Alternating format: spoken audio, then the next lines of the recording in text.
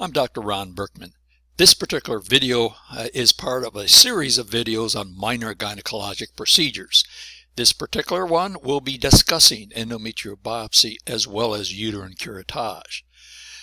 Upon viewing the 3 videos that are in this series as well as participating in the discussion session, participants have another number of goals they should be able to achieve. The goals for this particular session are that after viewing this video, the participant should be able to list the indication for endometrial biopsy, dilatation and curettage, as well as suction curettage, should be able to discuss the use of the various instruments for uterine curettage or sampling, as well as list the risks and complications of the use of curettage procedures. So what are the indications for endometrial sampling? Certainly the major indication is abnormal uterine bleeding, which can be divided into a variety of, shall we say, categories. Certainly anyone who is postmenopausal, and this would include spotting or brown staining as well as heavier bleeding, should undergo endometrial sampling or an alternative procedure, which we'll discuss a little bit later. For women between the age of 45 and the menopause, when bleeding becomes more frequent, heavier, or more prolonged, in general, this also is an indication for endometrial sampling. Among individuals who are less than age 45, abnormal bleeding in high-risk women, this would be the markedly obese patient or someone with chronic anovulatory status, such as a patient with polycystic ovarian syndrome, or someone bleeding after secondary amenorrhea or in the presence of Lynch syndrome. These are all high-risk women. They too should undergo sampling, particularly if they have any of these particular underlying problems. Also, when there's persistent bleeding despite medical management, that's another indication for biopsy in someone aged less than 45 years. In addition, monitoring women with uterine bleeding due to endometrial hyperplasia, that's another reason for sampling. And also, one should sample prior to an endometrial ablation procedure to ensure that one does not have a hidden endometrial cancer that one ablates, and obviously this is not appropriate.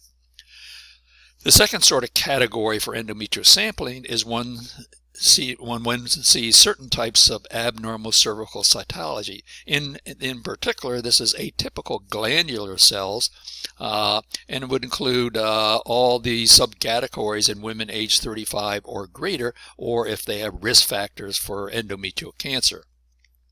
One also can consider sampling in the presence of endometrial cells in women age 45 or greater, particularly if they have abnormal bleeding. So the endometrial biopsy, which is what we're talking about usually when we talk about endometrial sampling, can usually be performed without use of local anesthesia, cervical dilation, or attinaculum. One preps the external cervix with an antiseptic, and again can advance a sampling device to the fundus, and one can also note the depth of the uterus because most sampling devices have markings every centimeter.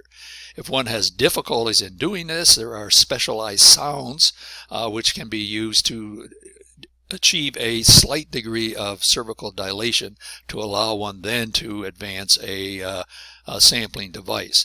Once the device is in place in the uterine cavity, one applies suction either by pulling back on a piston that's a part of the device, such as the Pipelle, or on a syringe, which again is part of the approach with the endosampler.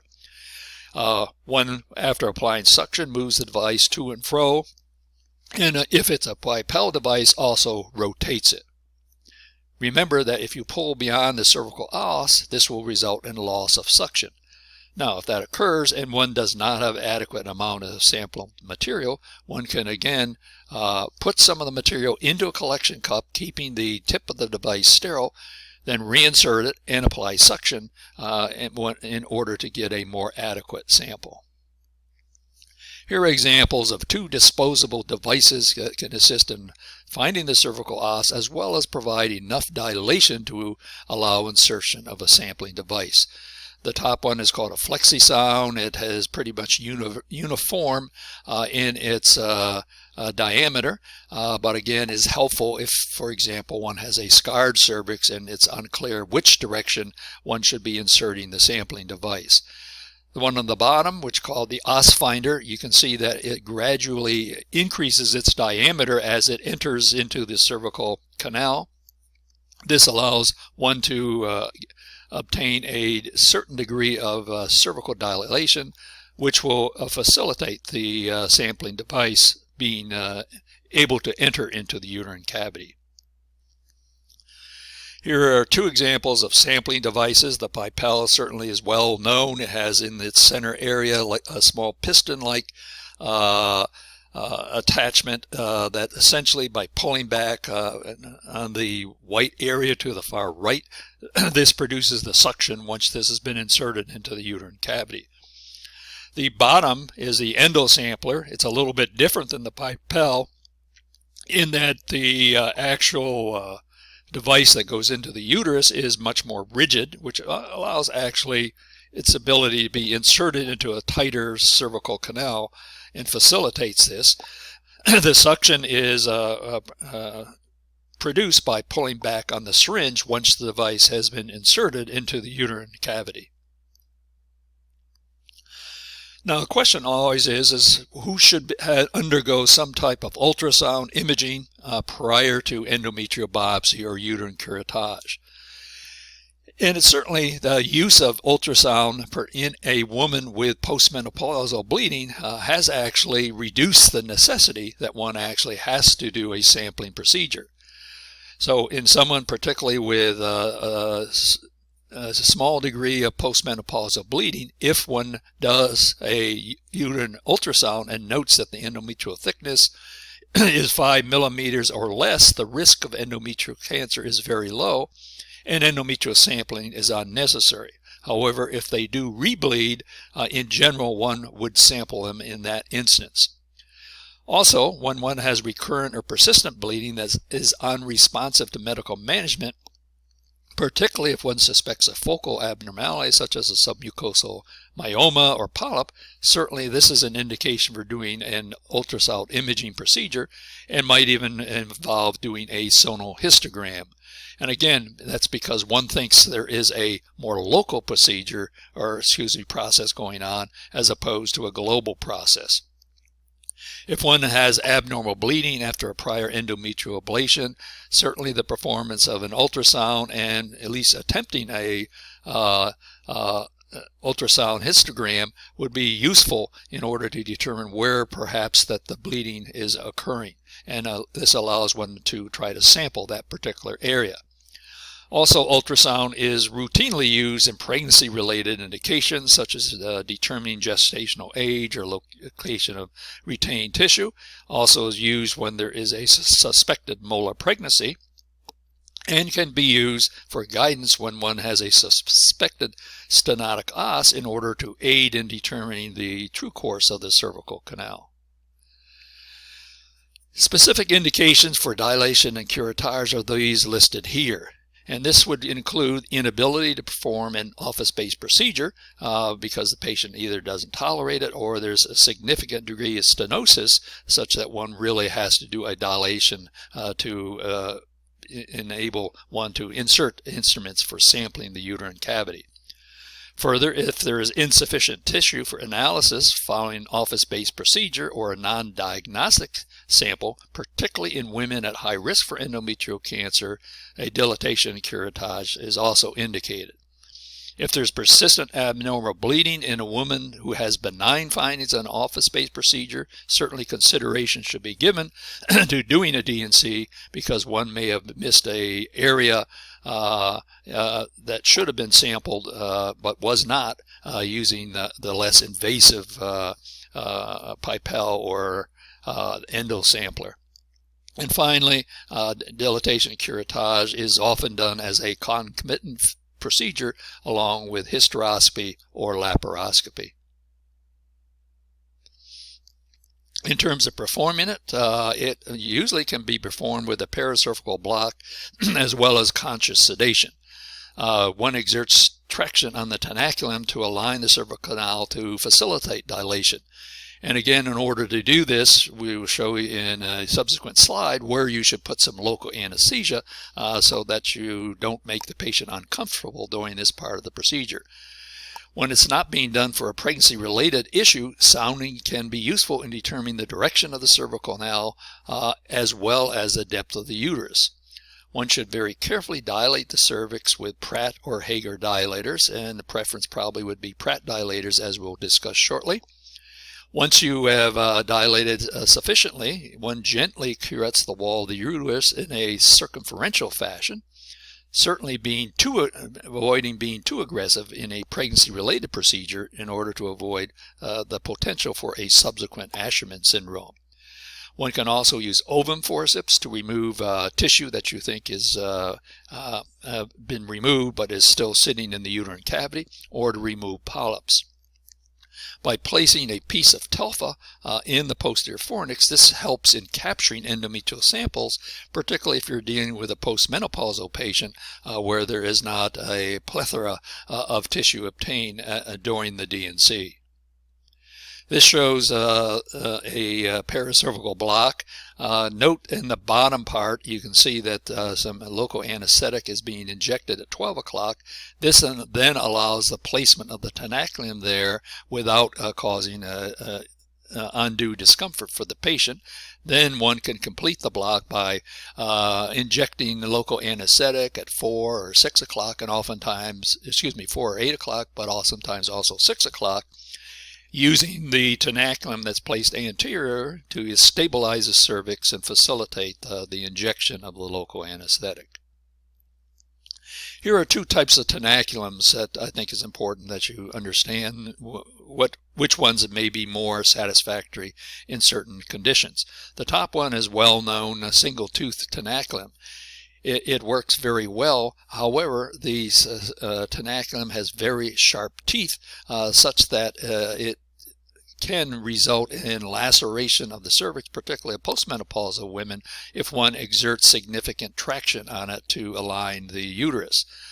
However, this can be decreased as a potential complication by oftentimes blunting the teeth of this particular instrument. The bottom instrument shows here where you have multiple teeth, and this can be either as a tenaculum, or one can use a long Alice clamp. And this compresses tissue more than it puts teeth deep into the tissue so that the risk of laceration is reduced. This demonstrates the various types of dilators that can be used in a dilatation curettage. There are additional dilators as well.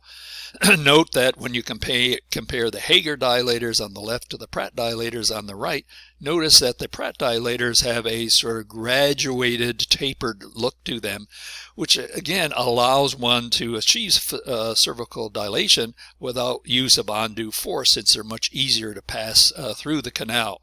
Thus, many people will use the Pratt dilators in preference, and these can be available in terms of dilating every half centimeter or a centimeter each time, which also reduces the risk of traumatizing the cervix due to undue force. The top demonstrates typical curettes used in a D&C procedure, and they come in all different sizes. And the bottom part of the slide shows a picture of an ovum forceps, of which there's multiple types available. Keep in mind also that the curettes on the top also have malleable shafts or shanks, which allow one to bend them to fit a particular uterine cavity and facilitate being able to obtain an adequate sample. This shows the correct hand position, inserting dilators, noting that the forefinger and the fingers 4th and 5th basically prevents you from going too far and potentially perforating the fundus of the uterus. So you have much greater control. It basically is a pencil type grip. This shows a curette being used to curettage the lining of the uterus in a diagnostic procedure. Now, there can be complications of a D&C. They include hemorrhage. It's more frequent, particularly with pregnancy-related disorders or molar pregnancies. Occasionally, when it's not pregnancy related, where one can use the usual types of uteral tonics, one may have to manage it by packing or even occasionally the use of high-dose estrogen. Uterine perforation is a rare complication, particularly of a diagnostic procedure. The fundal site usually is less concerning than the lateral site. And again, what you do, it really is determined by whether you think the procedure is complete, whether the patient is stable, or whether you suspect some type of bowel injury or injury to the omentum. If you suspect any of those three, then one may need to perform a laparoscopy to ascertain what actually is going on internally. Finally, as immediate complication, there can be cervical injury. You can have the laceration by the tenaculum, which we already discussed, but also by using force and not knowing exactly the direction of the cervical canal, one can create false channels, including the potential of a lateral perforation, which in many instances can be more problematic than a fundal perforation. Delayed complications include bleeding due to retained tissue, particularly with a pregnancy-related procedure, or the creation of a false cervical channel. Infection is quite uncommon. Finally, you can have intrauterine adhesions, and this is usually due to denuding of the endometrium, especially with procedures for pregnancy-related conditions.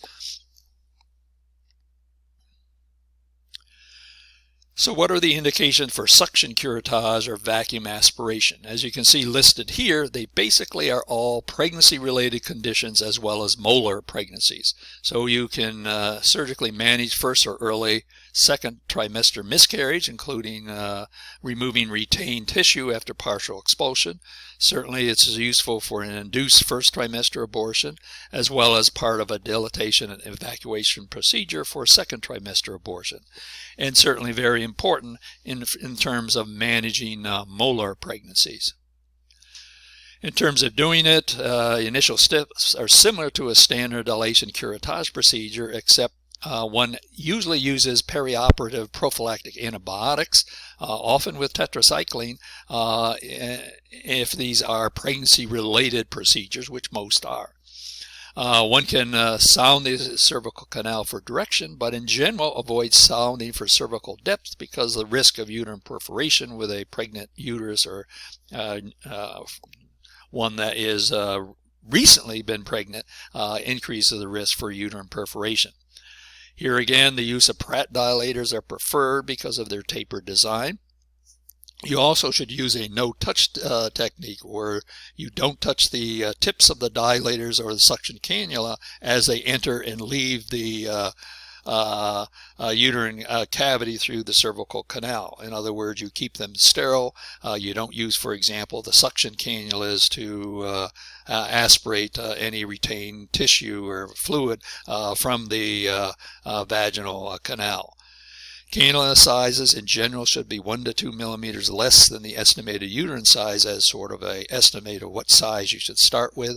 And when inserted, they basically are rotated in a to and fro motion. It oftentimes is unnecessary to insert them to the full depth of the uterus, since suction will bring tissue to the curette. One should also use as few passes as possible to reduce the risk of perforation or cervical trauma. Here again, ovum forceps can be used to extract tissue. One also can use a sharp curette gently to check on whether the procedure is complete, but again, avoiding vigorous use so that one doesn't end up with an Asherman syndrome. This is an example of what the tips of suction cannula look like. The top picture is usually what one sees with a rigid cannula, though these may be bent to some degree or flexed, shall we say, but still be rigid after the flexion is in place.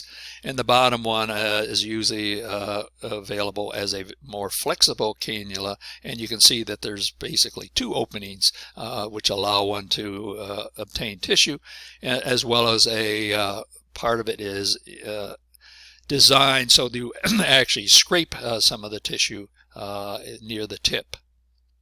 This shows a proper position for inserting rigid dilators. Again, the forefinger preventing the insertion going too far. Again, a modification of a pencil grip. If one has to go anterior or posterior, one just really flexes the wrist to accomplish this. This demonstrates that placement of the tenaculum can help in allowing proper placement of either dilators or a suction cannula. Certainly with an anteverted uterus, the tenaculum would go on at roughly 12 o'clock, and with traction it straightens out the uterine canal, or the cervical canal rather, which makes it more reasonable and facilitates the insertion of the instruments and the completion of the procedure.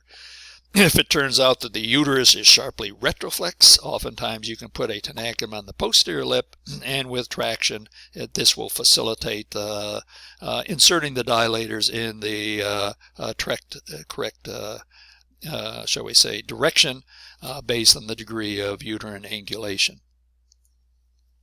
This shows a rigid cannula inserted to the fundus, followed by rotating in a to and fro fashion. Again, one can avoid going too far so that hopefully perforation does not occur. So you get near the fundus, but you shouldn't be touching the fundus. And again, as we already mentioned, the no-touch technique is utilized when one removes the cannula.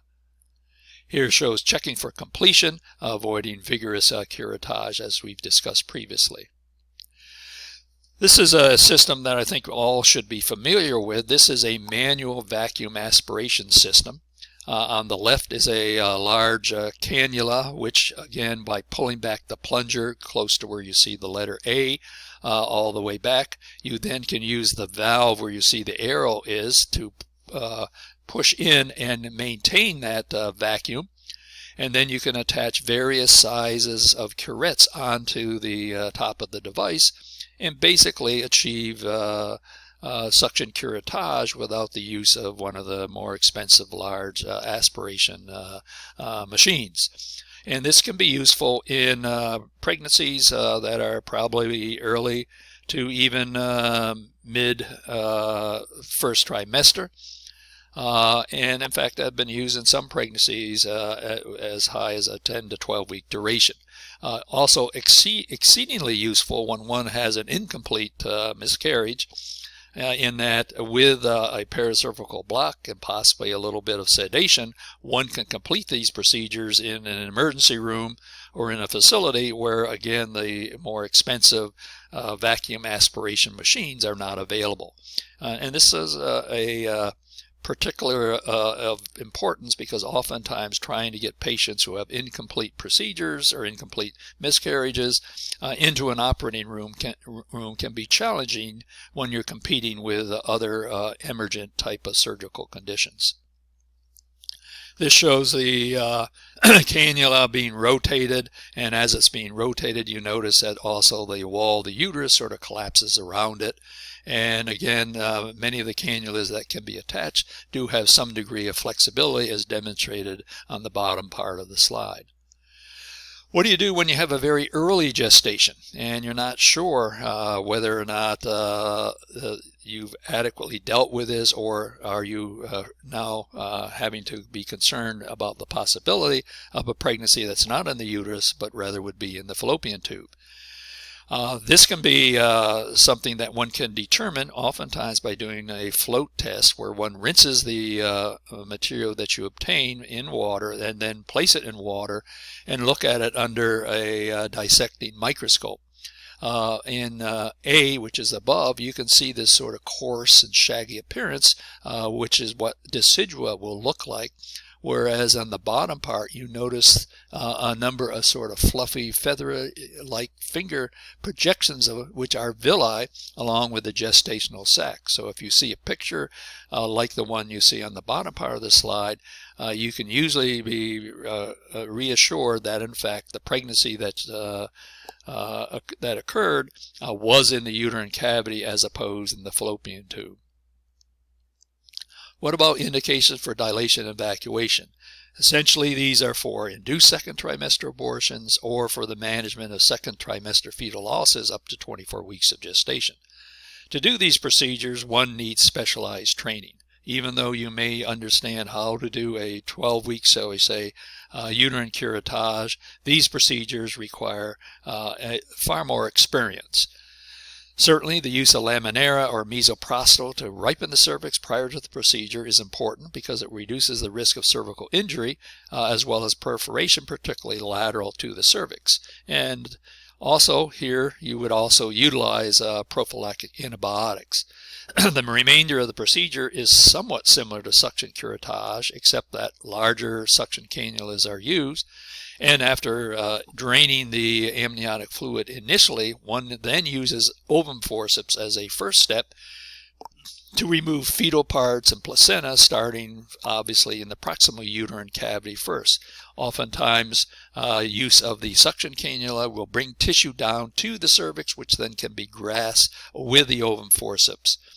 At the end of the procedure, one has to very carefully examine the products to ascertain particularly that you have all the major fetal parts. This is exceedingly important if this procedure is being done for a second trimester abortion procedure or because of a fetal demise. So again, although this may be challenging for some people who are not used to this, it's a critical part of the procedure to be sure that these patients don't come back with a complication. This demonstrates laminara that are available. The top one is a Dilapan, which is manufactured from a hydrogel, and the bottom two basically are derived from various types of seaweed, most commonly what's known as Laminara japonicum. This shows a B laminara that has not been inserted, and A is a laminara that had been inserted. Notice that it does expand dramatically, and it works by both changing some of the fluid dynamics of the cervix, but also has a mechanical property to dilate the cervix. One also can achieve some dilation with the use of misoprostol vaginally given about 3 hours before a procedure. This shows a suction cannula being used to aspirate tissue from the uterine wall. Complications of vacuum aspiration and the dilatation evacuation include hemorrhage, and certainly with more enlarged uteruses, that is doing the procedure as D and E, you can have atony.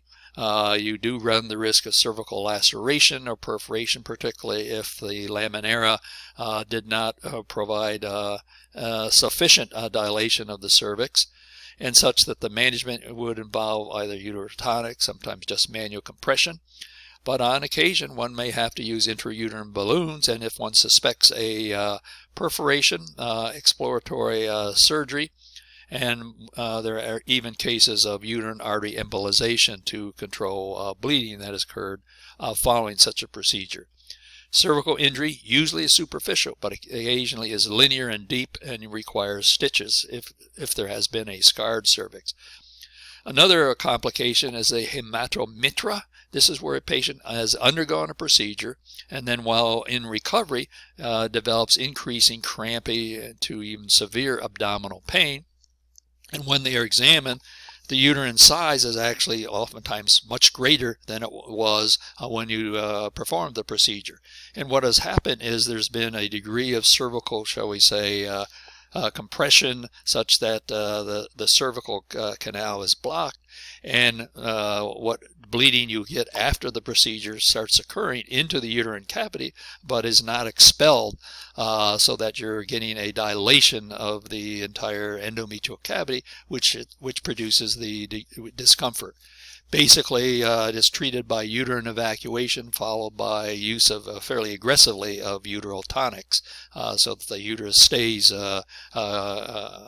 compressed and the procedure is not needed to be performed again. And then uterine perforation certainly is utilized to result damage to abdominal contents, particularly if perforation occurred with a suction cannula. As a delayed type of complication, retained tissue. This often presents with cramping and bleeding, and occasional fever and infection, and this usually is due to retained tissue, though the use of prophylactic antibiotics with abortion procedures has substantially lowered the infection risk. So in conclusion, endometrial biopsy and uterine curettage procedures are the most common surgical procedures in gynecology. Most of these procedures can be accomplished without use of general or spinal anesthesia. However, successful procedures using local or no anesthesia require appropriate patient selection and appropriate general technique. And although complications are relatively uncommon, adherence to proper technique, certainly earlier recognition will result in the likelihood of increased risk, or reduce the likelihood, of increased risk of adverse outcomes.